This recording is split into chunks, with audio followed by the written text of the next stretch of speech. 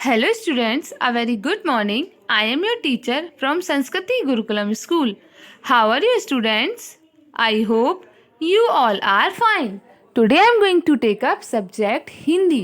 हिंदी व्याकरण में page number 80 page number 80 पर आज हम अपठित गद्यांश समझेंगे। अपठित गद्यांश आप कहाँ जानते हैं बेटे क्या होते हैं? अपठित गद्यांश होते हैं अनसीन पैसेज जिन्हें हमने पढ़ाना हो और उनके क्वेश्चंस के उत्तर हमें देने होते हैं। ओके स्टूडेंट, आइए हम अपठित गद्यांश कैसे करते हैं पहले मैं आपको समझाती हूँ।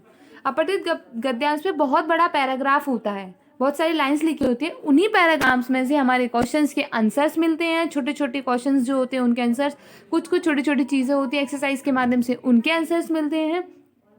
ऐसे ही आपको बुक के पेज नंबर 80 पर एक एनसीन पैसेज दिया हुआ है, ऑलरेडी दिया हुआ है, बट आपको उसको समझने के तौर पर मैं दे रही हूँ। फिर इसके बाद एक अनसीन पैसेज मैं ऐसा करवाऊंगी जो आपको मैं यहाँ पर आपको अपनी बुक में फिल करना है, जो है पेज नंबर 81 पर। और एक बात याद रखिए, ज़रूरी नहीं है कि मैंने आपको अपठित गद्यांश जो दिए हुए हैं वही पेपर में आए। आपका कोई भी अपठित गद्यांश आ सकता है, इसलिए आपको समझना बहुत ज़रूरी है। सबसे पहले हम अपठित गद्यांश को रीड करते हैं, स्टार्ट करते हैं। शाम के समय हम सब टीवी देखते हैं, गीत सिनेमा खेल फिल्में देखने में अपना कीमती समय गंवा देते हैं। वास्तव में टीवी देखना खराब बात नहीं है, लेकिन अधिक समय तक टीवी देखना सेहत के लिए ठीक नहीं है। ईश्वर ने हमें कुछ बनने और कुछ करने के लिए जीवन दिया है, इसलिए इसे केवल हंसी खेल में बिताना ठीक नहीं। हर काम के लिए समय निकालना चाहिए। यदि हमने समय का सही रूप से पालन किया तो हमारा भविष्य उज्जवल होगा। अब इसमें देखो, प्रश्न नंबर 1 है, तितली टीवी अधिक समय तक क्यों नहीं देखना चाहिए? क्योंकि अधिक समय तक टीवी देखना हमारे स्वास्थ्य के लिए ठीक नहीं होता। देखो आपने ये लाइंस लिखी हैं, उसमें से पढ़ाना, आंसर भी इसका इसी में मिल गया। हमारा भविष्य उज्जवल कैसे होगा? यदि हम प्रत्येक काम के लिए अलग अलग समय निकालकर उसे पूरा करते रहें तो हमारा भविष्य उज्जवल होगा। तीसरा क्वेश्चन है, इस गद्य का कोई उपयुक्त शीर्षक बताइए।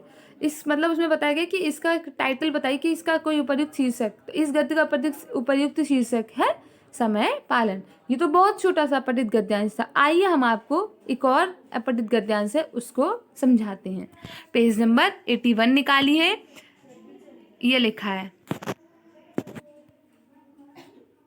निम्नलिखित गद्यांशों को ध्यानपूर्वक पढ़कर इन पर आधारित प्रश्नों के उत्तर लिखिए।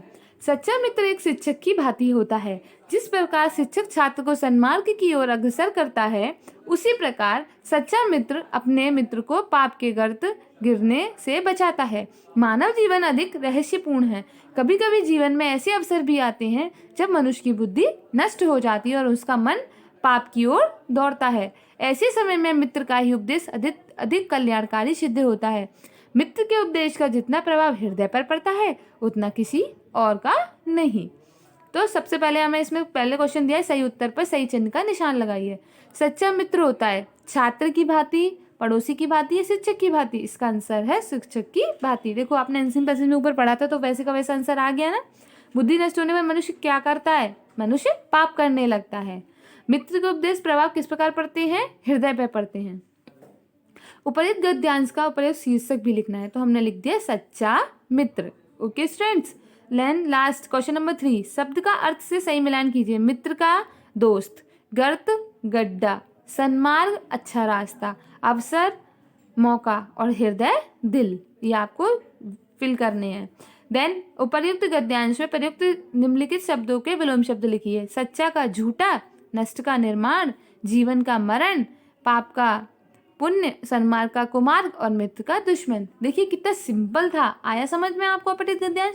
ऐसे ही आपको अपठित गद्यांश को और रीड करके उनके क्वेश्चंस के आंसर्स ढूंढना होगा और आपको इजीली कर पाएंगे आप। ओके स्टूडेंट्स, बुक के पेज नंबर 80 और 81 को आपको कंप्लीट करना है और साथ में उस बुक को फिल भी करना है। Okay students, so thank you so much. Stay home, stay safe, घर पर रहें, सुरक्षित रहें।